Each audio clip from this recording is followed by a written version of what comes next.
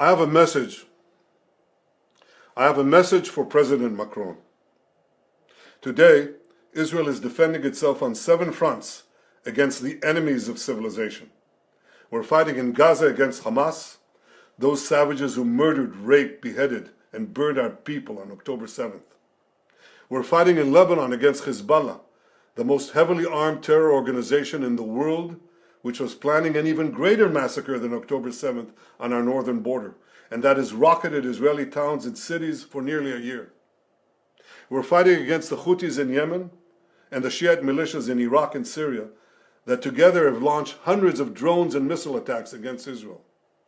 We're fighting against terrorists in Judea and Samaria who are trying to murder civilians in the heart of our cities. And we're fighting against Iran, which last week fired over 200 ballistic missiles directly at Israel, and which stands behind the 7-front war against Israel. As Israel fights the forces of barbarism led by Iran, all civilized countries should be standing firmly by Israel's side. Yet President Macron and some other Western leaders are now calling for an arms embargo against Israel. Shame on them.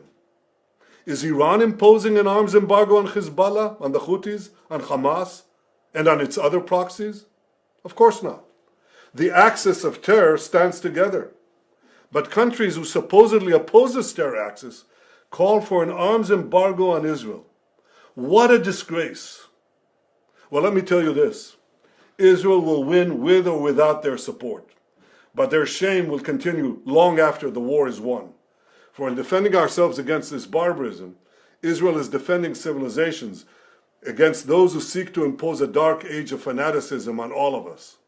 Rest assured, Israel will fight until the battle is won, for our sake and for the sake of the peace and security of the entire world.